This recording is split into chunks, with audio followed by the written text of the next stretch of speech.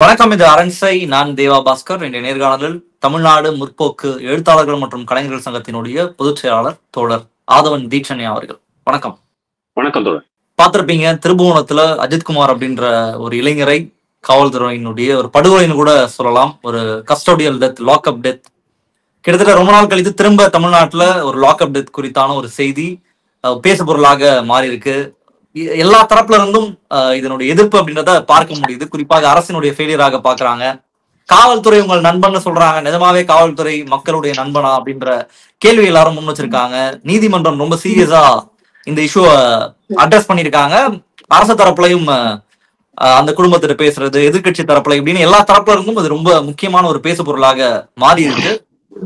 எப்படி பாக்குறீங்க? உங்களுடைய முதல் கட்ட கருத்து என்ன இந்த விவகாரத்துல? ஏற்கனவே விக்னேஷ் அப்படின்னு ஒருத்தர் கஸ்டோடியல் டெத் சென்னை G5 காவல் நிலையத்துல இதே மாதிரி ஆமா கொல்லப்பட்ட அந்த சமயத்துல சட்டமன்றத்துல முதலமைச்சர் உறுதி கொடுத்தாங்க, இனிமேல இந்த மாதிரி நடக்காது அப்படின்னு. அப்போ ஒரு மாநிலத்தினுடைய முதல்வர் சட்டமன்றத்திற்குள் ஒரு உறுதிமொழி கொடுத்த ஒரு விஷயத்தின் மீது மீண்டும் அதே போன்ற ஒரு படுகொலை, அதை விடவும் குரூரமான ஒரு படுகொலை நடந்திருக்கிறது என்று சொன்னால், ஆட்சியாளர்கள் சொல்வதற்கும் அரசு நிர்வாகம் அதனுடைய தன்மை, இதை இரண்டுக்குமான வேறுபாட்டை நாம் குறிப்பிட்டு சொல்ல வேண்டியிருக்குது. அல்லது நான் இப்படி பேசுறேன், நீங்க செய்யறத செய்யுங்க அப்படின்னு சொல்லி ஒரு போலீஸ் துறை அமைச்சராக இருக்கக்கூடிய முதல்வர் அவங்கள ஒரு கட்டற்ற சுதந்திரத்தோடு அனுமதித்திருக்கிறாரா என்கிற கேள்வியைத்தான் நாம் இப்போது எழுப்ப வேண்டியிருக்கிறது.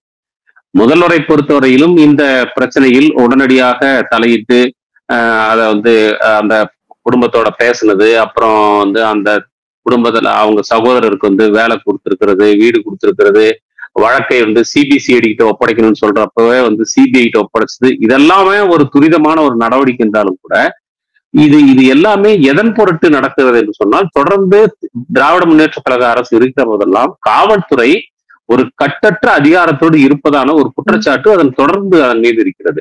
நீங்கள் சாம்சங் தொழிலாளர்களை அவர்கள் கையாண்ட விதத்தை நான் இந்த நேரத்தில் உங்களுக்கு குறிப்பிட்டு சொல்ல விரும்புகிறேன். இன்றைக்கு கூட பல இடங்களில காவல் நிலையத்துல என்ன மாதிரியான ஒரு ஒரு பொதுமக்கள் வராங்கன்னு சொன்னா, காவல் அலுவலக நிலையத்துக்குள்ள அவர்கள் எவ்வாறு எதிர்கொள்ளப்படுகிறார்கள் என்பது ஒரு பெரிய விவாதத்துக்குரிய விஷயமா இருக்கு. நீங்க ஒரு காவல் நிலையத்துக்குள்ள நுழைஞ்சா உள்ள செருப்பு போட்டுக்கிட்டு வரலாமா வேணாவா? உள்ள போன உடனே அங்க இருக்கக்கூடிய பெஞ்சிலேயோ நாற்காலிலேயோ உட்காரலாமா வேணாவா? முதல்ல உள்ள நுழையலாமா வேணாவா? இதெல்லாமே ஒரு பெரிய பிரச்சனை. அங்க இருக்கக்கூடிய கான்ஸ்டபிள் இருந்து அவங்க எல்லாருமே அதை ஏதோ தங்களுடைய சாம்ராஜ்யத்தை போல நினைத்துக் கொண்டிருக்கிறார்கள். அப்படிப்பட்ட சாம்ராஜ்யங்கள் எல்லாம் தகர்த்து வீழ்த்தித்தான் மக்களாட்சி முறைக்கு நாம் சேர்ந்திருக்கிறோம். ஆனா இவங்க எல்லாருமே பெரிய சமஸ்தானங்களை போல நடத்தி கொண்டிருப்பது என்பதும், அங்க வரக்கூடிய மக்களை மிக மிக ஒரு கடுமையான முறையில் நடத்துவது, வர்ற எல்லாரையுமே குற்றவாளிகளை போல பார்ப்பது, குற்றவாளிகளுக்கும் கூட சில மனித உரிமைகள் இருக்கின்றன, அதை நீதிமன்றங்கள் வலியுறுத்துகின்றன, மனித உரிமை அமைப்புகள் வலியுறுத்துகின்றன என்கிற எந்த ஒரு பார்வையும் அவர்களுக்கு இல்லாமல் மிகுந்த ஒரு சர்வாதிகாரமாக அங்கு நடப்பது என்பதும், மனிதத்தன்மையற்ற முறையில் இருப்பது என்பதும் தான் தொடர்ந்து அங்க நடக்குது. அதுல இருந்துதான் நீங்க இந்த விஷயத்த புரிஞ்சுக்கணும்.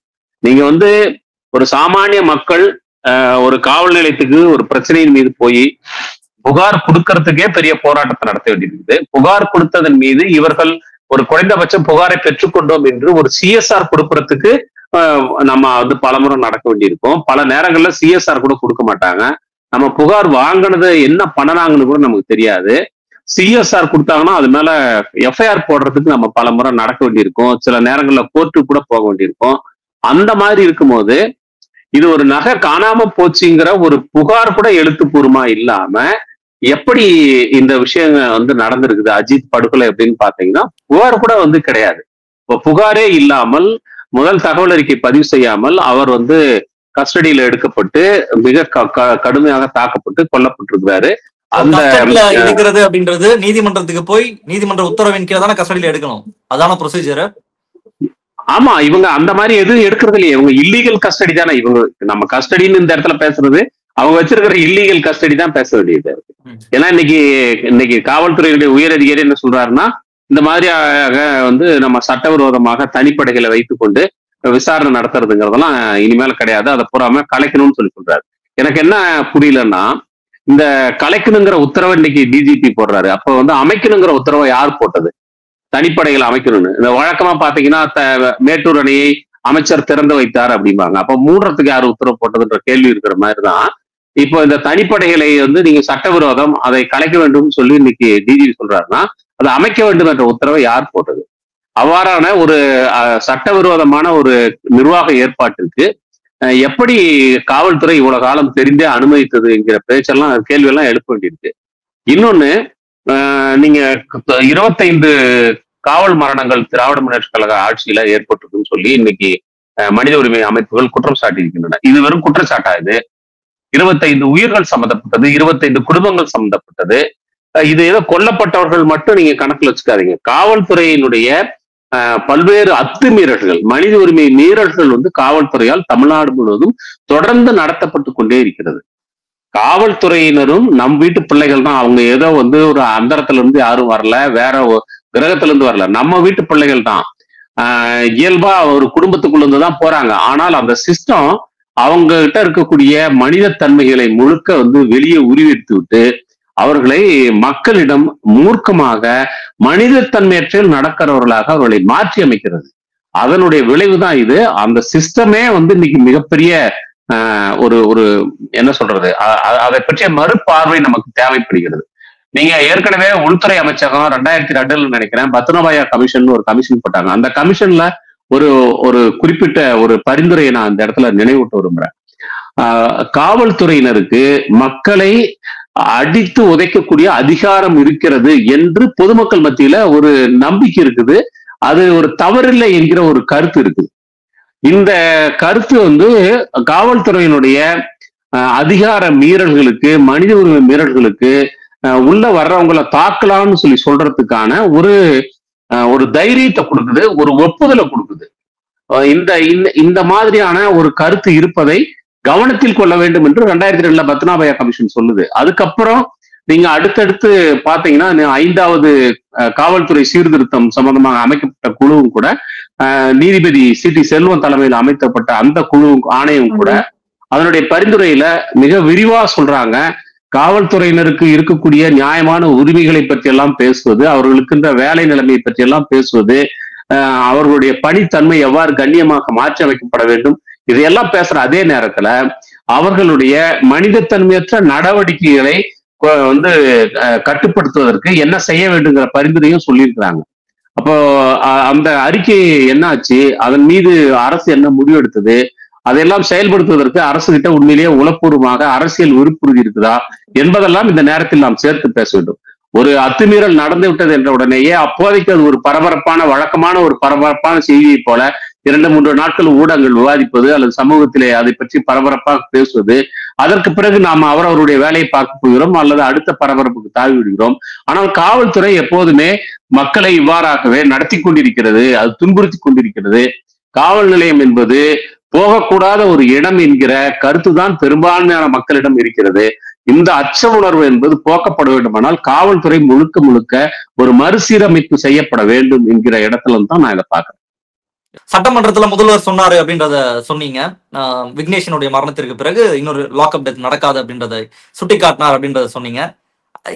உங்களுடைய பார்வை என்ன? அதுல ஒண்ணு முதல்வர் சொன்னது பம்மாத்தா இருக்கணும், அல்லது முதல்வர் சொல்வதை கேட்காத ஒரு அதிகார அமைப்பு இங்க இருக்கு, பியூரோக்ராட்ஸ் வேற ஒன்னா இருக்காங்க, அரசியல்வாதிகள் வேற ஒன்னா இருக்காங்க. அப்படி இதுல உங்களுடைய பார்வை அப்படின்றது என்ன? காவல்துறையினுடைய மனிதத்தன்மையற்ற தாக்குதல் எவ்வாறு இருக்கும் என்பதில் முதலமைச்சருக்கு நேரடி அனுபவம் இருக்கிறது. எமர்ஜென்சி காலத்தில் அவரே சிறைப்படுத்தப்பட்டிருக்கிறார், காவல்துறையினுடைய தாக்குதலுக்கு உள்ளாகி இருக்கிறார். எமர்ஜென்சி காலத்துல அந்த மாதிரியான அத்துமீறல்கள் எவ்வாறெல்லாம் நடந்தது, அதற்கு தன்னுடைய சொந்த ஊழியர்கள் பலரையே கூட வந்து பலி கொடுத்திருக்கக்கூடிய ஒரு அமைப்பு தான் திராவிட முன்னேற்ற கழகம். நீங்கள் கம்யூனிஸ்டுகள் காலம் முழுக்க போலீசிடம் அடிவாங்கி கொண்டிருக்கிறோம், போலீஸினால் சுடப்பட்டிருக்கிறோம், கம்யூனிஸ்ட் பெண்களுடைய பிறப்புறுப்பில செருப்பாணி கொட்டப்பட்டிருக்கிறது, போலீஸ்காரர்களுடைய லத்தி நுழைக்கப்பட்டிருக்கிறது, வேக வைத்த முட்டை சூடு ஆறுவதற்கு முன்பாக கம்யூனிஸ்ட் பெண்களுடைய பிறப்புறுப்பில திணித்தெல்லாம் காவல்துறையினர் குரூரமாக சித்திரவதைகளை செய்திருக்கிறார்கள் என்பதெல்லாம் நாங்கள் தொடர்ந்து பார்த்து கொண்டுதான் இருக்கிறோம். அவ்வாறான சித்திரவதைகளின் ஊடாகத்தான் செங்கோடி இயக்கம் பறந்து கொண்டிருக்கிறது, செயல்பட்டுக் கொண்டிருக்கிறது, வேறு விஷயம். ஆனால் திராவிட முன்னேற்ற கழகத்திற்கு அந்த அளவிற்கு கம்யூனிஸ்ட் இயக்கங்களைப் போல ஒடுக்குமுறைக்கு ஆளாகவில்லை என்றாலும் அது ஆளுங்கட்சியாக வருவதற்கு கொஞ்சம் முன்பாக இருந்து ஆளுங்கட்சியாக வந்த நிலைமையில் எமர்ஜென்சி காலத்தில் ஒரு கடுமையான ஒரு அடக்குமுறையை அது எதிர்கொண்டிருக்கிறது. ஆகவே முதலமைச்சருக்கே நேரடி அனுபவம் இருக்கிறது என்ற பட்சத்தில் காவல்துறையை கட்டுப்படுத்தக்கூடிய பொறுப்பு அவரிடம் இருக்கிறது. காவல்துறைக்கு அவர்தான் முதலமைச்சராக அமைச்சராக இருக்கிறார் என்று சொன்னால் காவல்துறையினுடைய ஒவ்வொரு நடவடிக்கையும் அவரோடு சம்பந்தப்படுத்தி தான் பார்க்கப்படும். அப்ப சட்டமன்றத்துல அவர் அறிவிக்கிற ஒரு விஷயத்துக்கு அவருக்கு கீழே இருக்கக்கூடிய துறை கட்டுப்படவில்லை என்று சொன்னால் அவர் அந்த துறையை திறம்பட நிர்வகிக்கவில்லை என்ற பொருளில் தான் மக்களால் பார்க்கப்படும். நானும் அவ்வாறு தான் பார்க்கிறேன். பரிகாரங்களை செய்வது, நிவாரணத்தை கொடுப்பது, ஆறுதல் சொல்வது என்பதெல்லாம் ஒரு உயிரை இழந்த பிறகு, ஒரு உயிரை காப்பாற்றுவதற்காக இதெல்லாம் செய்யப்பட்டிருக்க வேண்டும். காவல்துறை சீர்திருத்தம் பற்றி பேசிய அனைவருமே நீங்க திரும்ப திரும்ப சொல்றாங்க, காவல்துறைக்கு மனித முகம் மட்டும் இல்ல மனித தன்மையும் வேண்டும் என்று சொல்கிறார்கள். பியூசிஎல் மகாராஷ்டிரா அரசுக்கும் இடையே நடந்த ஒரு வழக்குல ஒரு காவல் மோதல், இப்போ என்கவுண்டர்ன்ற பேர்ல வந்து சொல்றாங்கல்ல, அந்த மோதல் படுகொலைகளை காவல்துறை நிகழ்த்துகிற போது அந்த கொலையை நிகழ்த்திய காவல் அதிகாரி அல்லது காவலர் மீது தனி வழக்கு பதிவு செய்யப்பட வேண்டும். அந்த வழக்கை முறையான விசாரணை நடத்தி முடிக்கும் வரை அவர் பணியிடை நீக்கம் செய்யப்பட வேண்டும். அப்போதான் அந்த விசாரணை சுதந்திரமாக நடக்கும். அவர் வந்து பொறுப்புல இருக்கக்கூடாது. அவருடைய அந்த வழக்கிலிருந்து அவர் குற்றமற்றவர் என்று நிரூபிக்கும் வரை அவருக்கு எந்த விதமான பதவி உயர்வோ அல்லது வேறு வகையான பரிசுகள், விருதுகள் எதுவும் கொடுக்கக்கூடாது என்றெல்லாம் அந்த தீர்ப்பிலே சொல்லப்பட்டிருக்கிறது. பியூசிஎல் மகாராஷ்டிரா அரசின் மீது தொடுக்கப்பட்ட ஒரு வழக்கில். ஆனா இங்க நமக்கு என்ன நிலைமை, வீரப்பன் தேடுறதா போய் காட்டுக்குள்ள போய் அட்டூழியம் பண்ண எல்லாருக்குமே நம்ம டபுள் ப்ரொமோஷனா என்னவோ கொடுத்தாங்க ஜெயலலிதா, இல்லையா? இடம்லாம் கொடுத்தாங்க, வீடெல்லாம் கொடுத்தாங்க, இடம் கொடுத்தாங்க. அப்ப என்னன்னா, நீங்க வந்து என்கவுண்டர் செய்யறதுங்கிறதோ அல்லது வந்து மோதல் படுகொலைகளை நடத்துறதுங்கிறதோ இங்க ஒரு குற்றமாகவே பார்க்கல. தண்டனை கொடுப்பது என்பது நீதிமன்றத்தினுடைய அதிகாரத்துக்கு உட்பட்டது. ஒரு சட்டம் ஒழுங்கை பாதுகாப்பது, குற்றவாளிகளை பிடிப்பது, இதெல்லாம் தான் போலீஸுக்கு இருக்கிற பொறுப்பை ஒழிய நீங்க தண்டனையை நீங்களே கொடுத்துருவீங்க அப்படின்னா இது என்ன வகையில ஏற்றுக்கொள்ள முடியும்? நீதிபதிகள் அவங்க திரும்ப சொல்றாங்க, நீங்க உங்க கையில ஆயுதம் இருப்பது என்பது மக்களை பாதுகாப்பதற்கு தானே, நீங்க வந்து மக்களை அடக்குவதற்கோ மக்களின் மீது பலப்பிரயோகம் செய்வதற்கோ அல்லன்னு சொல்லியிருக்கிறாங்க. இப்ப இது எதையுமே வந்து காவல்துறை காதல வாய்க்காது, நீதிமன்ற தீர்ப்புகளை காதல வாய்க்காது. சரி, நீதிமன்ற தீர்ப்பு எல்லாம் காதல வாங்க முடியாத அளவுக்கு உங்களுக்கு வேலை பளு, அந்த தகவல் எல்லாம் உங்களால ரீச் பண்ண முடியல. இந்த மாநிலத்தினுடைய முதல்வர், காவல்துறையினுடைய அமைச்சர் சொல்றாரு, அவரு சொல்றதையாவது காதல வாங்கணும்ல. இப்ப வாங்க மாட்டேன்றாங்கன்னா என்ன அர்த்தம்னா, அவரு அப்படிதான்பா பேசுவாரு, நம்ம அதெல்லாம் கேட்க வேண்டிய அவசியம் இல்லை, கேட்கலனாலே அவர் ஒண்ணும் நம்மள பண்ண மாட்டாரு அப்படின்னு சொல்லி முதலமைச்சரை பற்றி ஒரு இலக்காரமான பார்வை காவல்துறை வட்டத்தில் இருக்க வேண்டும்.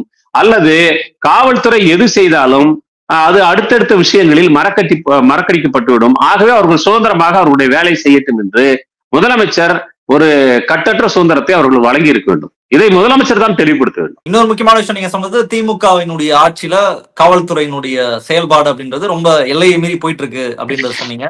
இது இந்த முறை சொல்றீங்களா இல்ல எல்லா முறையுமே அப்படிதான் நினைக்கிறீங்களா? ஏன் அப்படின்னா அதிமுக ஆட்சியின் போதுதான் ஒரு கட்டற்ற சுதந்திரம் வந்து காவல்துறைக்கு இருக்கும். அது வந்து நீங்க வீரப்பன் இஷ்யூ எடுத்துக்கலாம், இல்ல எந்த மேட்டரா இருந்தாலுமே ரொம்ப ஒரு அதிகாரம் வந்து ரொம்ப ஜாஸ்தியா போறது, மக்களை படுகொலை செய்வது, இது எல்லாமே அதிமுக செட்டப் தான். அப்படி திமுக பீரியட்ல அவங்க ஒரு கட்டுக்குள்ளதான் இருப்பாங்க. பட் போலீஸ்ன்ற சிஸ்டமே ரொம்ப மோசமா இருக்கு.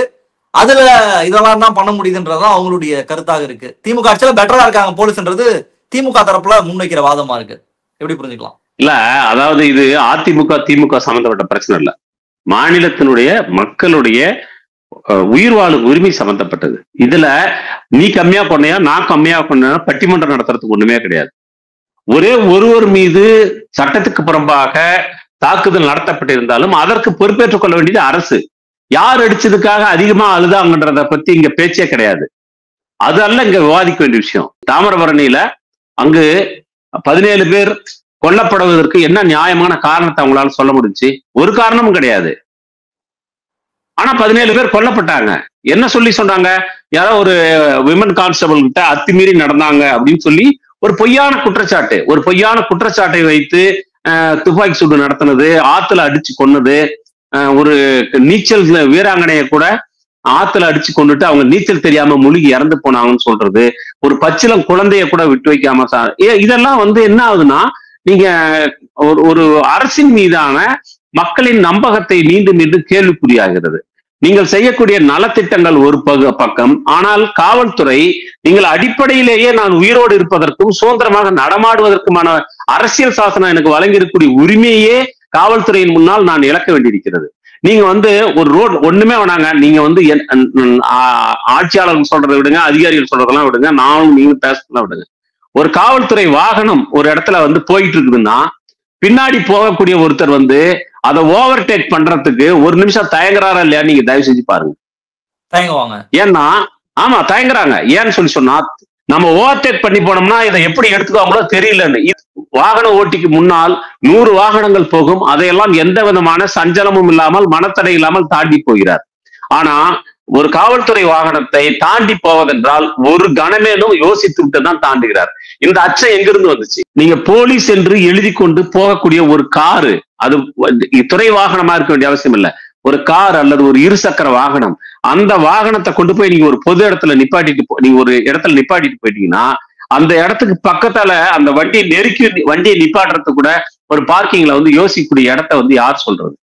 நீங்க ஒரு ரோட்ல போயிட்டு இருக்கிறீங்கன்னா ஒரு மிகப்பெரிய அதிகாரிகள் கூட நடந்துதான் போயிட்டு இருப்பாங்க. ஆனால் ஒரு போலீஸ்காரர் அந்த இடத்துல நடந்து போற ஒரு சூழல் இருந்தா வழியில வரக்கூடிய எந்த ஒரு வாகனத்தையும் கை காட்டி நிப்பாட்டி ஏறுவார். ஏன் போலீஸ்ன்னு சொல்லிட்டு ஏறுவார். ஏன்னா அந்த அளவுக்கு தான் எல்லாரையும் நிறுத்துவதற்கும் எல்லாருடைய வாகனத்தில் பயணம் செய்வதற்கும் யார் மீதும் அதிகாரம் செலுத்துவதற்கும் தனக்கு அப்படி ஒரு நிலைமையில தான் ஒரு பொசிஷன்ல இருக்குன்ற ஒரு எண்ணம் இயல்பாகவே எடுப்பில் சேர்ந்த ஒரு போலீஸ்காரர் கூட இருக்கிறது. அல்லது போலீஸில் சேர்ந்து விட்டால் இதையெல்லாம் அனுபவிக்கலாம், இப்படியெல்லாம் அத்துமீறலாம் என்கிற ஒரு மனப்பான்மை இருக்கிறது. காவல்துறை இன்றைக்கு இருக்கக்கூடிய இந்த மனநிலையைத்தான் எதிர்த்து போராட வேண்டியிருக்கும். தனக்குள்ளே ஏதாவது உண்மையில் அதை பரிசோதனை செய்து கொள்ள வேண்டும், சுய பரிசோதனை செய்து கொள்வதாக இருந்தால் மக்களுக்கு மேலாக தங்களை நிலைநிறுத்தி கொள்ள வேண்டும் என்று நினைக்கக்கூடிய காவல்துறையினுடைய இந்த மனப்பான்மைக்கு எதிராகத்தான் அவர்கள் போராட வேண்டியிருக்கும். அந்த மனப்பான்மை இருக்கின்ற வரையிலும் முதலமைச்சர் என்றைக்கோ ஒரு நாள் இல்ல அன்றாடம் சட்டசபையில் அறிவித்தாலும் கூட இந்த அத்துமீறல்களும் தாக்குதல்களும் தொடர்ச்சியாக நடைபெற்றுக் கொண்டுதான் இருக்கும் என்று நான் நினைக்கின்றேன். மக்களுக்கு மேல நமக்கு அதிகாரம் இருக்கு, ஒரு சாதாரண ஒரு மனிதர் கிடையாதுன்னு காவல்துறை நடக்கிறதா அந்த படுகொலை வரைக்குமே காரணம்ன்றது உங்களுடைய பார்வை? ஒருத்தர் அடிச்சு கொள்ற அளவுக்கு போறாங்கன்றதும் இந்த பின்னணியில இருந்தா வருதா? ஒரு காரணமே இருக்காது. நீங்க இரவு 11 மணி மக்கள் எல்லாருமே தூக்கத்துக்கு செல்லக்கூடிய நேரம், அந்த நேரத்துக்கு ஒரு காவல்துறை அதிகாரி எந்த ஒரு அவசியம் இல்லாமல் சைரனை அலற விட்டு கொண்டு அந்த நகரத்துக்குள்ள ரோந்து வராரு. அது என்ன காரணம்? அது திருடனுக்கு நான் வர்றேன் ஓடி போயிருன்னு சிக்னலா? எதுக்காக சைரன்? ஒரு இரவுல ஒரு அமைதியை விரும்பக்கூடிய வயதானவர்கள் இருப்பார்கள், நோயாளிகள் இருப்பார்கள், ஆமா குழந்தைகள் இருக்கிறாங்க. மக்கள் பாதுகாப்புக்குன்னா சத்தம் இல்லாம போய் பாரு, உன்னை என்ன அதுதானே சொல்றது சரியா இருக்கும். சைரனை அலற விட்டு கொண்டு நள்ளிரவுகளிலும் அதிகாலைகளிலும் செல்ல வேண்டிய தேவை என்ன இருக்குது? குடியிருப்பு பகுதிகளில் கூட இதெல்லாம் நடக்குதே. இதெல்லாம் யார் கட்டுப்படுத்துவது? அப்ப இயல்பாகவே தாங்கள் நினைத்ததையெல்லாம் செய்து பார்க்கக்கூடிய ஒரு அதிகாரம் இருக்கிறது என்று காவல்துறையில் இருக்கக்கூடிய ஒரு பகுதியினருக்கு இருக்கிறது. ஒரு குறைவான ஒரு பகுதியினரிடம் நாம் மக்களுக்கான ஊழியர்கள் என்கிற எண்ணம் இருக்கிறது. நாம் அவர்களை நிராகரித்து விட வேண்டிய அவசியம் இல்லை. நாம் மக்களுக்கான ஊழியர்கள், மக்களுக்கு இருக்கக்கூடிய பிரச்சனைகளுக்காகத்தான் நம்மை தேடி வருகிறார்கள், அவருக்கு தேவையானதை செய்ய வேண்டும் அல்லது செய்வதற்கான முயற்சியாவது மேற்கொள்ள வேண்டும் என்கிற ஒரு எண்ணம் உள்ளவர்கள் மிக குறைந்த ஒரு விகிதத்தில் இருக்கிறார்கள். நாம் அவர்களை நிராகரித்து விட வேண்டியதில்லை. ஆனால் அவர்கள் மிக மிக சிறுபான்மையினராகவும் பெரும்பான்மையினுடைய மனநிலை என்பது மக்களுக்கு மேலாக மக்களை எதை செய்யவும் நமக்கு அதிகாரம் இருக்கிறது எண்ணக்கூடியவர்களாக இருக்கிறார்கள். ஒரு கடையிலே போய் மாமூல் கேட்பதாகட்டும் அல்லது சட்டவிரோத காரியங்களில் ஈடுபடக்கூடியவர்களை தங்களுடைய அணுக்க வட்டத்தில் வைத்துக் கொண்டு அவர்களின் வழியாக ஆதாயம் அடையக்கூடியவர்களாகட்டும், நீங்க எந்த ஒரு குற்றம் நடந்தாலும் அந்த குற்றத்தை பற்றி மக்களிடம் என்ன பேச்சு இருக்குது? நிச்சயமா அவங்க போலீஸ்காரங்களுக்கு தெரிஞ்சிருக்குன்னு சொல்றாங்க. இதெல்லாம் ஒரு அதாவது இது போலீஸ்காரர்களுடைய துப்பறியும் திறனை வைத்து நாம் அந்த மதிப்பீடு வரல. அவர்களுக்கும் இவர்களுக்கும் ஒரு உறவு இருக்கும், ஒரு கூட்டு இருக்கும் ரகசியமாக என்று மக்கள் நினைப்பது என்பது ஒரு கௌரவமான பிரச்சனையாது. அது நம்ம ஒரு காவல்துறையை அவமதிக்கிற ஒரு கருத்து தானே.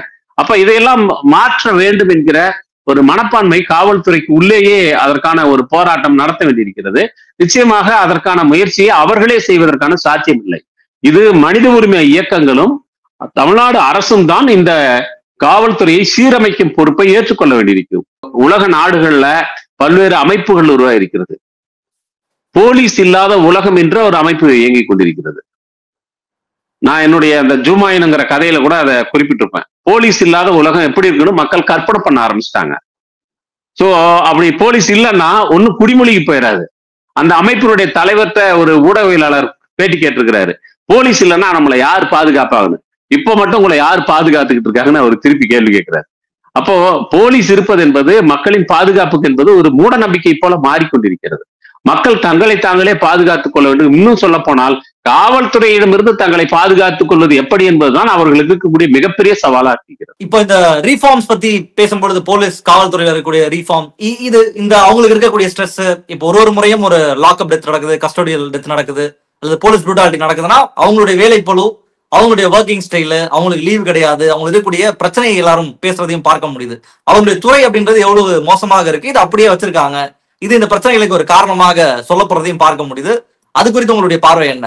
அவங்களுடைய வேலை பளுவின் காரணமாக தான் இந்த மாதிரிலாம் அவங்க பிஹேவ் பண்றாங்க. ஒரு நல்ல நாள் கெட்ட நாள் அவங்களால லீவ் எடுக்க முடியாது, ஒரு விசேஷ டைம்ல வர அவங்களால லீவ் எதுவும் எடுக்க முடியாது, எந்த ஒரு ஒர்க்கிங் ஹார்ஸும் கிடையாது, எப்ப வேணா வரலாம், எப்ப வேணா போகணும், கூப்பிடும் போதெல்லாம் போகணும், பந்தோபஸ்துக்கு போகணும். அவங்களுடைய லைஃப்ன்றது ரொம்ப கொடூரமாக இருக்கு.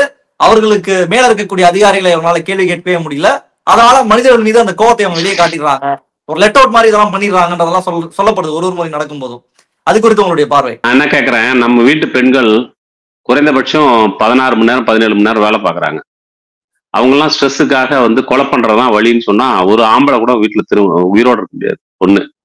ரெண்டாவது, நீங்க விவசாய தொழில்களில் ஈடுபடக்கூடியவங்க இன்னைக்கும் அவங்களுக்கு ஒரு குறிப்பிட்ட வேலை நேரம் என்பதெல்லாம் கிடையாது.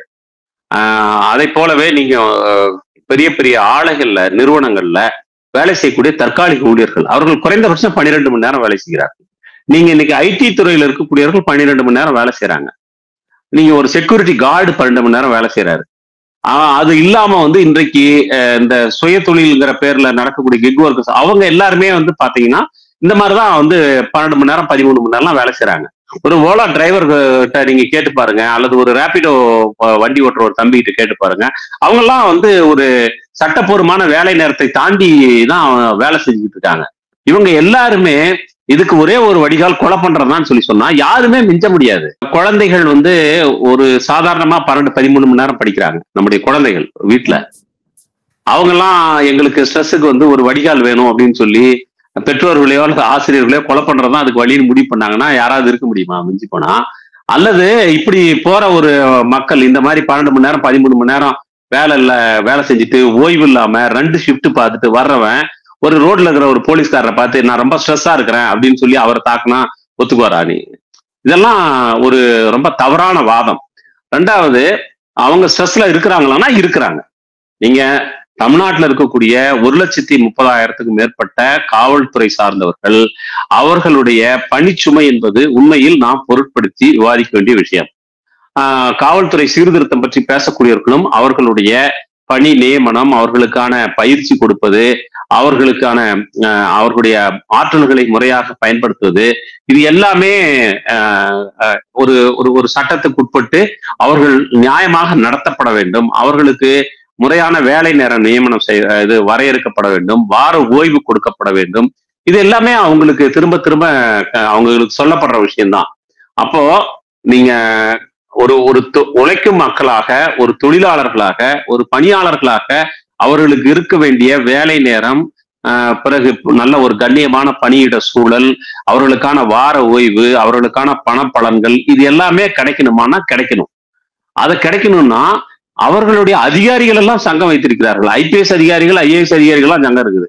ஆனா போலீஸ்காரங்க சங்கம் வச்சா மட்டும் யூனிஃபார்ம் சர்வீஸ் அது கிடையாதுன்னு சொல்லி மறுத்து வந்த ஒரு சூழலை நம்ம பார்த்துருக்கிறோம். இது வரைக்கும் பல நேரத்துல மறுத்திருக்காங்க.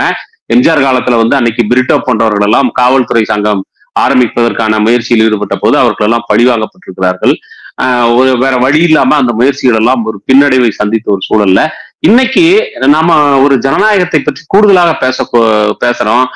அதனால இன்னைக்கு எந்த ஒரு பகுதியை சேர்ந்தவர்களும் அவர்களுக்கென்று அவர்களின் நலன்களை பாதுகாப்பதற்கு சங்கம் வைத்துக் கொள்வதற்கான உரிமை இருக்கிறது. தமிழ்நாடு அரசு ஏற்கனவே காவல்துறை சேர்ந்தவர்கள் சங்கம் வைத்துக் கொள்வதை பற்றியெல்லாம் விவாதத்தை நடத்தியிருக்கிறார்கள். நீதிமன்றங்களும் கூட அதற்கு ஆதரவான சில விஷயங்கள் எல்லாம் தெரிவித்திருக்கிறது. அப்ப இந்த சந்தர்ப்பத்தில் காவல்துறையினருக்கான ஒரு சங்கத்தை அமைப்பது, அவர்களுடைய நலன்களை அரசோடு பேச்சுவார்த்தை நடத்துவது என்பதெல்லாம் தேவைதான்.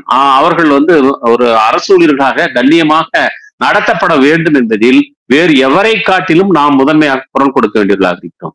ஆனால் இதெல்லாம் எங்களுக்கு இல்லை என்பதற்காக நாங்க எங்ககிட்ட வர்ற ஜனங்களை தாக்குவோம், அவங்கள அடிச்சு கொள்ளுவோம், அவங்கள இதுவரைக்கும் எந்த ஒரு நாகரிகமற்ற காலத்திலும் கூட செய்யாத வன்கொடுமைகள் எல்லாம் நாங்கள் செய்வோம் என்பதெல்லாம் என்ன பார்வை இதெல்லாம்? மிளகாத்தூள் வாயில போடுறது, கண்ணுல போடுறது. நீங்க இந்த தேவாரம்னு ஒருத்தர் இருந்தாரு, அவரு வீரப்பனை பிடிக்க போறப்பெல்லாம் காட்டுக்குள்ள அந்த மக்களை வீரப்பனுக்கு உதவியாக இருந்தார்கள் என்று அந்த மக்களை சித்திரவதை செய்வதற்காக ஒர்க் ஷாப் என்ற ஒரு ஏற்பாட்டையே வைத்திருந்தார் என்பதையெல்லாம் தொடர் பாலமுருகன் போன்றவர்கள் நமக்கு தனிப்பட்ட முறையிலையும் அவங்களுடைய உரைகள்லையும் சொல்லியிருக்காங்க. அவர் எழுதின சோழகர் தொட்டி நாவல்லையும் அது பதிவாயிருக்கு. அவ்வளவு குரூரமான ஒரு அணுகுமுறையை மக்களின் மீது செலுத்தக்கூடியவர்களாக அவர்கள் மாறுவதை எந்த காரணத்தை கொண்டும் நியாயப்படுத்த முடியாது. இதுதான் நான் சொல்ல விரும்புற முக்கியமான விஷயம். நியாயப்படுத்தவே முடியாது. அவர்களுக்கான நியாயமான உரிமைகளை, காவல்துறையினரை நியாயமான உரிமைகள் உள்ள அரசு ஊழியர்களாக நடத்த வேண்டும் என்பதில், சீருடை பணியாளர் நடத்த வேண்டும் என்பதில் எந்த மாறுபட்ட கருத்தும் கிடையாது. ஆனா அதற்காக மக்களை இந்த கோபத்தை நீங்க அரசாங்கத்திட்ட காட்டுங்க. இந்த கோபத்தை உங்களை கடுமையான வேலைப்பளுவை உங்கள் மீது சுமத்தக்கூடிய, கடுமையான இலக்குகளை சுமத்தக்கூடிய அதிகாரிகள்கிட்ட காட்டுங்க. அவங்க கிட்டலாம் காட்ட மாட்டாங்க. சாதாரண எளிய மக்கள் ஏதோ ஒரு காரணத்துக்காக இவங்களை தேடி போறாங்க அப்படின்னா, தேடி கூட போக இல்லைங்க, அவன் பாட்டுக்கு சங்க தெருவுல போயிட்டு இருந்தா அவங்களெல்லாம் பிடிச்சி இது பண்றது, அப்பாவிகளை அழைத்து சித்திரவதை செய்வது, இது போன்ற விஷயங்கள் எல்லாம் என்ன இது நீங்க சாத்தாங்குளத்துல மட்டும் இது நடக்கிறதுன்னு நினைச்சுக்காதீங்க. இது ஒவ்வொரு காவல் நிலையத்திலும் இது போன்ற அத்துமீறல்கள் நடக்கிறதா இல்லையா என்பதை நீங்க கண்காணிக்கணும்.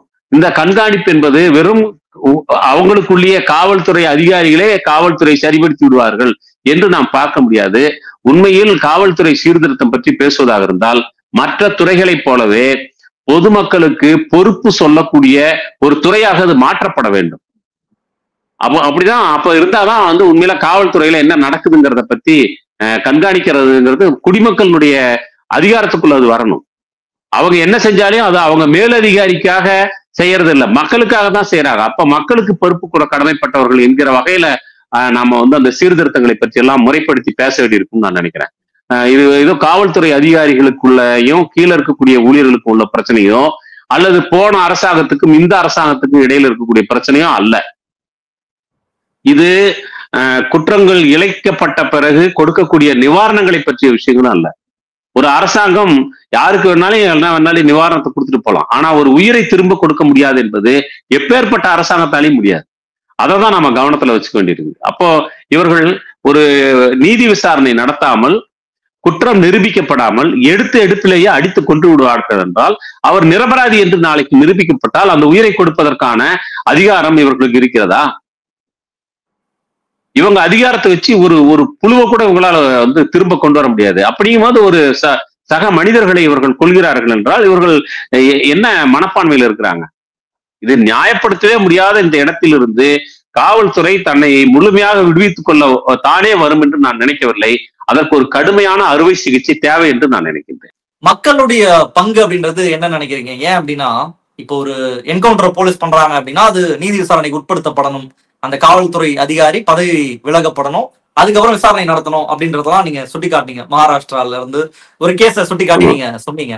ஆனா இன் ஜெனரல் என்ன நடக்குது அப்படின்னா, ஒரு ஒரு திருட்டு சம்பவத்துல ஈடுபட்ட ஒருத்தரை பிடிக்கிறாங்க அல்லது ஒரு ஹாபிச்சுவல் அஃபெண்டரை பிடிக்கிறாங்க அப்படின்னா அவர் கையை உடைப்பது அப்படின்றது இங்க ஒரு கொண்டாட்டமா இருக்கு, ஒரு மீமா இருக்கு. இங்க அவன் கையில மாவு கட்டு போடுங்க, அவன் கையை உடைச்சு விடுங்க, அவங்க பாத்ரூம்ல வலிக்க விடுங்கன்றதெல்லாம் ரொம்ப ஜென்ரலா எல்லாருமே சொல்லக்கூடிய ஒன்றா இருக்கு. எல்லாம் பார்த்து சிரிக்கக்கூடிய காமெடியா. முன்னாடி அமைச்சரா அந்த ராஜேந்திர பாலாஜி கூட எல்லாம் ரொம்ப ஜோக் பண்ணிருப்பாரு ஒரு பேட்டியில கூட, எப்படி எல்லாம் தவி விழுறானுங்க, மேல குதிக்கிறானுங்க, கீழே கை உடஞ்சு போகுது அப்படின்றத ரொம்ப சாதாரணமா சொல்லியிருப்பாரு. இது ஒரு பக்கம் காமெடியா சமூகத்துல பார்க்கப்படுது. இன்னொரு பக்கம் என்கவுண்டரை கொண்டாடக்கூடிய ஒரு இன்ஸ்டன்ட் ஜஸ்டிஸ் எங்களுக்கு வேணும், ரவுடியா சுட்டுக் கொள்ளுங்க, ஒரு கட்ட பஞ்சாயத்து பண்ணக்கூடிய ஒருத்தனா சுட்டுக் கொள்ளுங்க, ரியல் எஸ்டேட்ல பண்ணி மாற்றானா அவனை சுட்டுக் கொள்ளுங்க, உடனே சுட்டுக் கொள்றது ஒரு ஹீரோயிசமாக, ஒரு ரவுடியை கொள்வது அப்படின்றது இங்க மக்களிடையே ஒரு கொண்டாட்டமாக பார்க்கக்கூடிய ஒன்றாக இருக்கு. இன்ஃபேக்ட் எனக்கு என்ன புரியுது அப்படின்னா, ஒரு சிவில் சமூகம் அல்லது நல்ல அரசியல் புரிதல் இருக்கக்கூடிய நபர்கள் இது எல்லாத்தையுமே எதிர்க்கிறாங்க. லாக்அப் டெத்தையும் எதிர்க்கிறாங்க, கை உடைகிறதையும் எதிர்க்கிறாங்க, என்கவுண்டரையும் எதிர்க்கிறாங்க. போலீஸ் ரிஃபார்ம் வேணும்ன்றது உங்களின் மாதிரியான ஆட்களினுடைய தொடர்ச்சியான ஒரு கருத்தாக்கமா இருக்கு. பொதுமக்களை பொறுத்த வரைக்கும் என்கவுண்டர் நடக்கும்போது, மாவு கட்டு போடும் போதெல்லாம் கொண்டாடக்கூடிய பார்வையாகும்.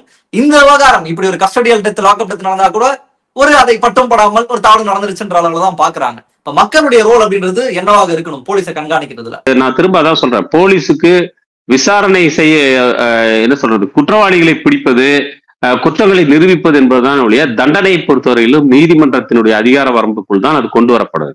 எக்காரணத்தை கொண்டும் அது காவல்துறையின் கைக்கு விடப்படக்கூடாது.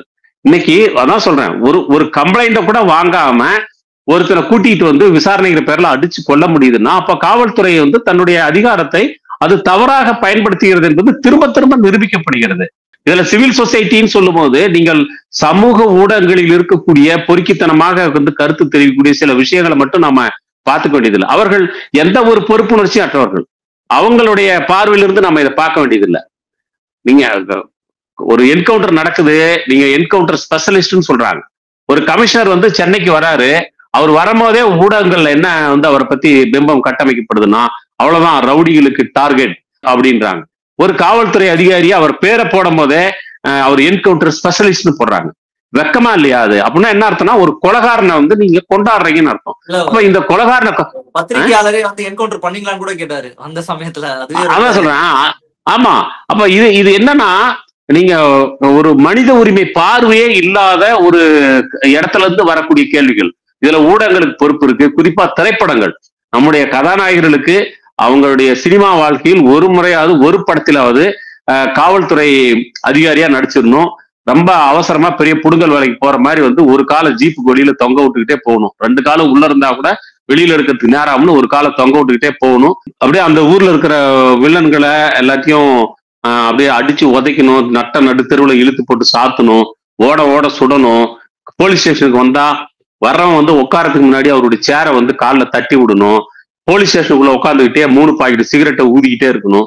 இப்படியெல்லாம் இது வக்கரமான ஆட்கள், மனித உரிமை பார்வையே இல்லாத வக்கரமான நபர்கள் திரைத்துறையில ஆதிக்கம் செலுத்துவதும், அது போன்ற படங்களில் நடிப்பதை தன்னுடைய திரை சாதனையாக கதாநாயகர்கள் நினைத்துக் கொள்வதும் உண்மையில வெட்கக்கேடான விஷயம்.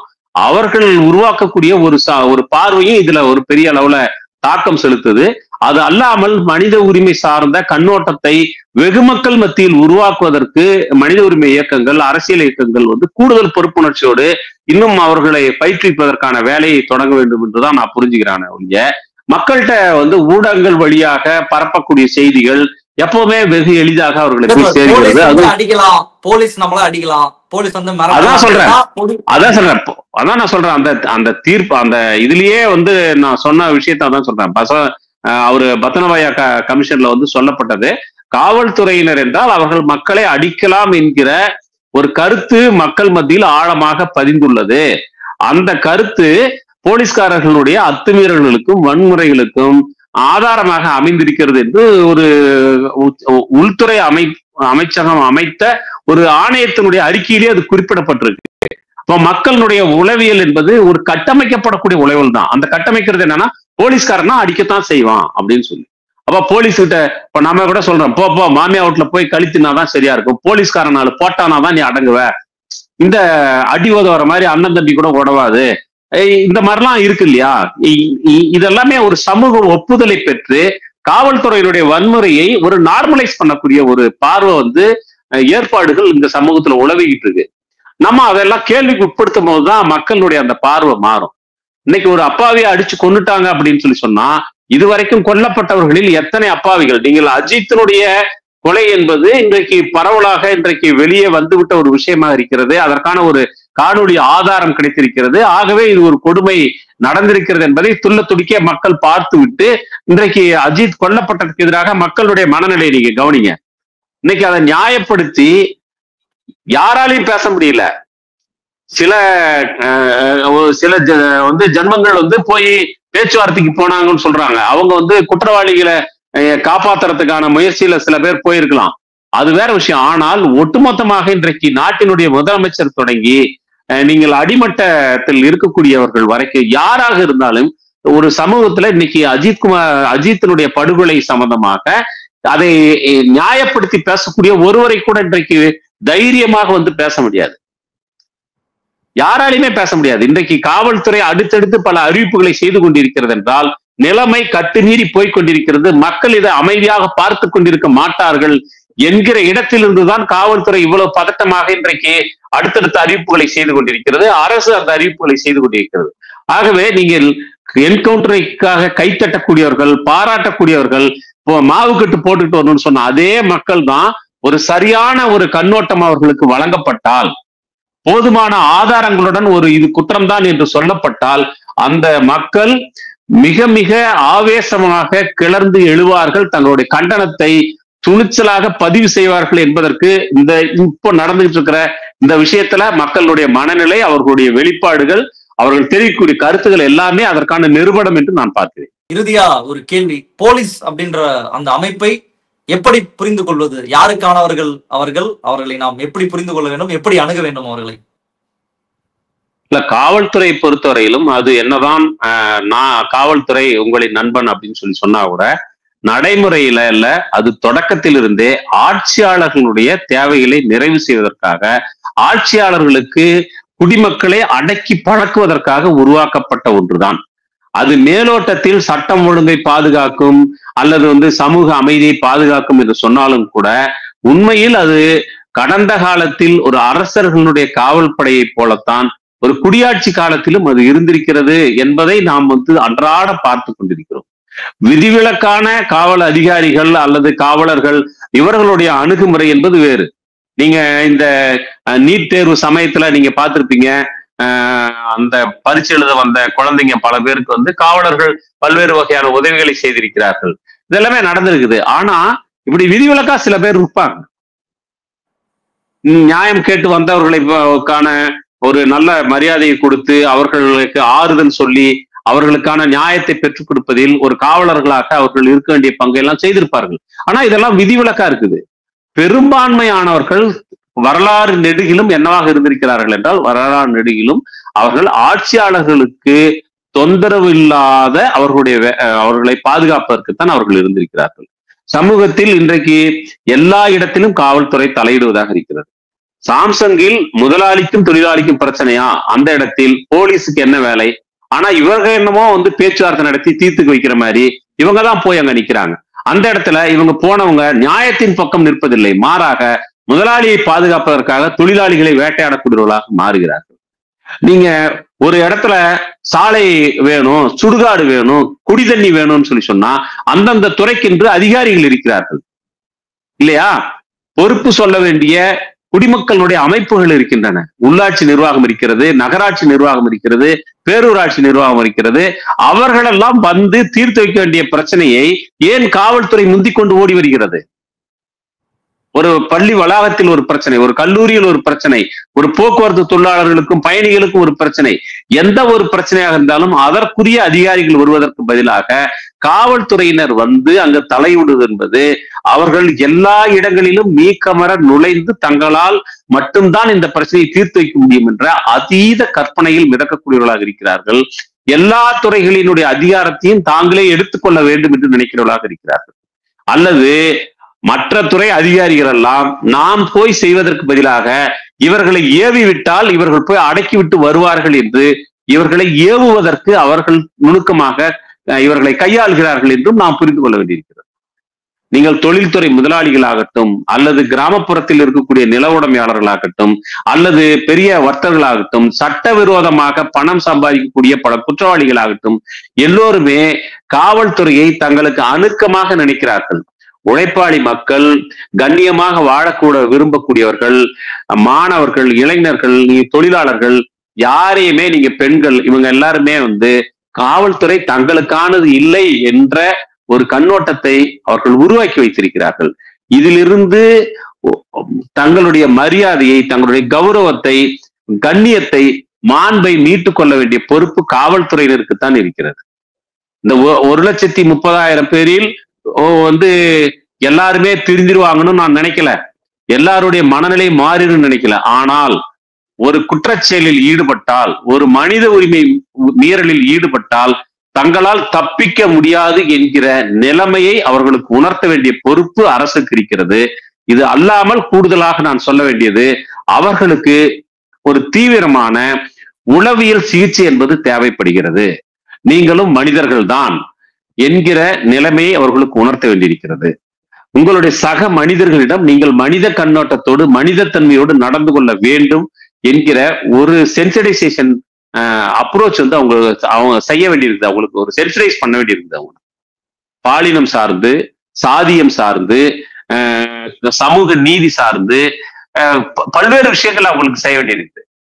நீங்க ஒரு பொதுக்கூட்டம் நடத்துறதுக்கு போய் நீங்க ஒரு ஊர்ல போய் பர்மிஷன் கேட்டு பாருங்க, சுடுகாட்டுல வந்து நடத்துற மாதிரிதான் இடம் கொடுப்பாங்க. ஒரு போராட்டம் நடத்துவது என்பதே மக்களுக்கு அந்த பிரச்சனையின் மீது கவனத்தை ஈர்க்க வேண்டும் என்பதற்காகத்தான் நம்ம போய் அனுமதி கேட்போம். ஆனா ஆளே இல்லாத இடத்துலதான் வந்து நடத்துவாங்க, அனுமதி கொடுப்பாங்க, இந்த இடத்துல நடத்திக்கோன்னு சொல்லுவாங்க. நான் அதனாலதான் வந்து ஒரு கதையில வந்து சுடுகாட்டுல போய் ஒருத்த பொதுக்கூட்டம் நடத்துறான்னு எழுதுனேன். அப்ப போனெல்லாம் கேட்கும், என்ன வந்து சுடுகாட்டுல வந்து நடத்துறேன்னு. ஆமா, அவன் நீ போலீஸ் கேட்பாரு, அவரு என்ன சுடுகாட்டுல எதுக்கு கூட்டம் நடத்துறேன்னு. நான் உங்ககிட்ட பர்மிஷன் கேட்டிருந்தாலே நீ சுடுகாடு மாதிரி ஆள் இல்லாத இடத்துல தான் சொல்ல போற, அதனால நானே டைரக்டா சுடுகாட்டுக்கு வந்தேன்னு அவர் சொல்லுவார். அப்ப போலீஸ்காரர் சொல்லுவாரு, அப்படியே கொடுக்கறதா இருந்தாலும் சுடுகாட்டுல பர்மிஷன் நான் தான் கொடுப்பேன், நீயா போகக்கூடாதுன்னு சொல்லுவார். அந்த அளவுக்கு ஒரு ஒரு ஒரு ஜனநாயக நடவடிக்கைகளை உதாசீனப்படுத்துறது, ஒரு கல்ச்சுரல் ப்ரோக்ராம் உதாசீனப்படுத்துறது, எல்லாவற்றையுமே நிராகரிக்கக்கூடியவர்களாக இருக்கிறார்கள். ஜனநாயக மாண்புகளுக்கு சற்று மதிப்பளிக்காதவர்களாக இருக்கிறார்கள். நீங்க தமிழ்நாடு அமைதியா இருக்குதுன்னு சொல்லி சொன்னா, தமிழ்நாடு எப்ப அமைதியா இருக்கும்? மக்கள் எல்லாருமே புழக்கத்தோடு இருந்தார்கள், நடமாடிக்கொண்டிருக்கிறார்கள் என்றால் அந்த இடத்தில் குற்றங்கள் குறைவாக இருக்கும். நீங்க உலகத்தினுடைய மிகப்பெரிய எந்த நகரங்களுக்கும் போய் பாருங்க, நாடுகளுக்கும் போய் பாருங்க, பெரிய கட்டுப்பாடுகள் நடமாடும் நேரத்திற்கு இருக்காது. ஆனா நீங்க தமிழ்நாடு முழுக்க ராத்திரி 10 மணிக்கு மேல நீங்க ஒரு டீ கடை இருக்காது, ஒரு மெடிக்கல் ஸ்டோர் இருக்காது, எல்லாருமே வந்து போலீஸ்காரங்க வருவாங்கன்னு எல்லாருமே கடையை சாத்துறதுலேயே மும்முரமா இருப்பாங்க 10 மணிக்கு மேல. அப்ப 10 மணிக்கு மேல எதுக்காக வந்து ஊரை அமைதிப்படுத்துறீங்க? இப்போ நாங்க எழுத்தாளர் சங்கத்துல இருக்கோம். நாங்க ஒரு கலை விழாங்கிறது, கலை இரவுன்ற ஒரு நிகழ்ச்சி வந்து சாயங்காலம் ஒரு 6 மணிக்கு ஆரம்பிச்சோம்னா வெடிஞ்சு 6 மணி வரைக்கும் நடத்தும். விடிய இதுதான் நம்ம மரபு. நம்முடைய பண்பாட்டு நடவடிக்கைகள்ல விடிய கலை கொண்டாட்டங்களை நடத்துவது என்பது நம்முடைய பண்பாட்டுல இருக்கக்கூடிய ஒரு மரபு. ஆனா இவங்க இன்னைக்கு என்னவா இருக்கிறாங்கன்னா, 10 மணிக்கு மேல எதுவுமே நடத்தக்கூடாது. இப்ப 10 மணிக்கு மேல எதுவும் நடத்தக்கூடாதுன்னா, 10 மணிக்கு மேல ஊரை பூரா வந்து அப்படியே இழுத்து சீல் வச்சுட்டு லாக்டவுன் போட்டுட்டு போலீஸ்காரங்களும் சமூக விரோதிகள் மட்டும் நடமாடக்கூடிய இடமாக இரவு பொழுதுகள் மாறுகிறது. இதெல்லாமே அவங்க திரும்ப திரும்ப நம்ம சொல்லிக்கிட்டே இருக்கோம். திராவிட முன்னேற்ற கழக அரசுக்கு தேர்தல் அறிவிக்கப்பட்ட அந்த நேரத்துல திராவிட முன்னேற்ற கழகத்தின் தலைவருக்கு எங்களுடைய எழுத்தாளர் சங்கத்திலிருந்து கலை இலக்கிய சமூகத்தின் கோரிக்கை சாசனம்னு ஒண்ணு கொடுத்தோம். அதுல காவல்துறை எப்படி கலை இலக்கியம் பண்பாடு சார்ந்த நிகழ்ச்சிகளில் தலையிட்டு அதை நடத்த விடாமல் செய்கிறது என்கிற குற்றச்சாட்டை முன்வைத்து உங்கள் ஆட்சி காலத்தில் இது மாற்றப்பட வேண்டும், நீங்க ஆட்சிக்கு வந்தா அப்படின்னு கொடுத்தோம். ஆட்சிக்கு வந்த பிறகு மீண்டும் அதே போல முதலமைச்சரை சந்தித்து எங்களுடைய கோரிக்கை மனுவை கொடுத்தோம். எந்த மாற்றமும் இல்லை. 10 மணினா 11, நீங்க ஒரு மால் வந்து வெடிய நடத்தலான்னு உங்களுக்கு உத்தரவு போட தெரியுது.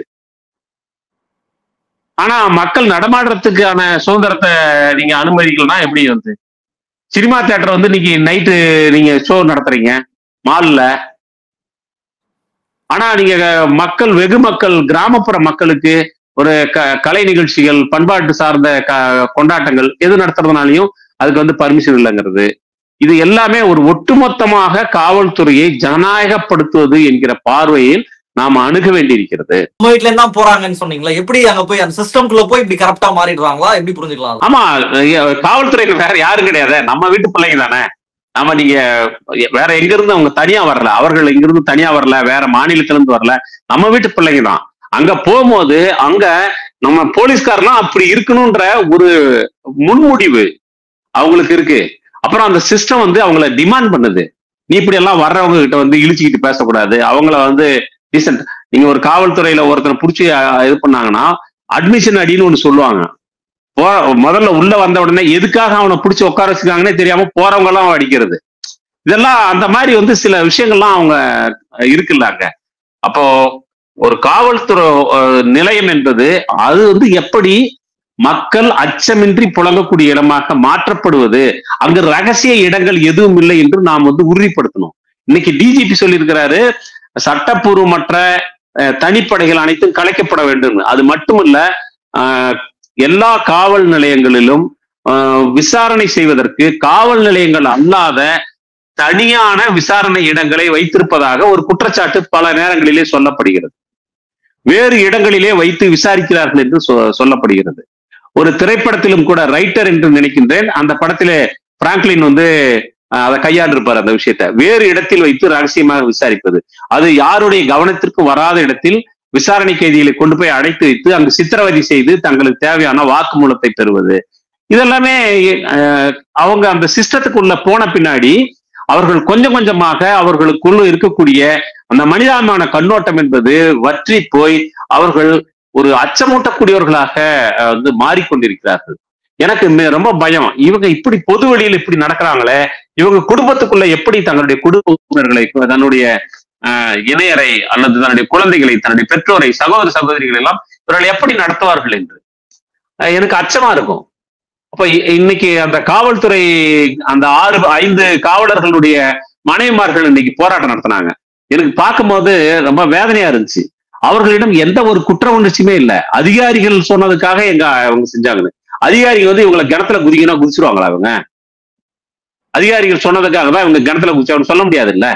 அல்லது அதிகாரிகள் குதிச்சுக்கலாம், தங்களை சுட்டுக் கொண்டு செத்து விடுவார்களா? இவங்க கையில துப்பாக்கி இருக்குன்னு செய்ய மாட்டாங்கல்ல.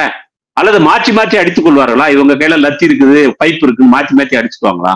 இதெல்லாம் ஒரு ரொம்ப அப்பட்டமான ஒரு மனிதத்தன்மையற்ற வாதம். எனக்கு வாச்சாத்தி குற்றவாளிகள் அவங்களுடைய குடும்பத்தை சேர்ந்தவர்கள்லாம் இந்த மாதிரி 2-3 முறை போராட்டம் நடத்தினது எனக்கு ஞாபகத்துக்கு வருது. வாச்சாத்தில 269 பேர் குற்றவாளிகள், அதுல பாலியல் குற்றவாளிகளும் இருக்கிறார்கள். இவங்க எல்லாருமே சேர்ந்து விசாரணைக்கு அழைக்கப்பட்ட போது அவருடைய குடும்பத்தை சேர்ந்தவர்கள் அரசு வேலையை செய்ததற்காக எங்களுடைய கணவன்மார்களை தண்டிப்பீர்களா அப்படின்னு கேட்டாங்க. நல்ல வேலையா கோர்ட்ல வந்து சரியா கேட்டாங்க. பெண்களை பாலியல் துன்புறுத்தலுக்கு ஆளாக்குவதெல்லாம் கூட, அல்லது ஒரு ஊரையே கொளுத்துவது, அவருடைய வீட்டினுடைய பொருள்களை கொள்ளையடிப்பது, அவருடைய விவசாய கிணறுகளிலே டீசலை ஊற்றுவது, அவருடைய குடிதண்ணீர் கிணற்றிலே ஆட்டுத்தோலையும் கோழி இறகையும் கொட்டி வைப்பதெல்லாம் கூட உங்களுக்கு அரசு பணியில வருமா என்று அந்த நீதிமன்றம் விவாதத்திலே கேள்வி எழுப்பியது. அதைதான் எனக்கு ஞாபகப்படுத்துது இன்னைக்கு. இப்ப இது வந்து ஒரு மனித உரிமை மீறல்களில் தங்களுடைய கணவன்மார் ஈடுபட்டிருக்கிறார்கள்.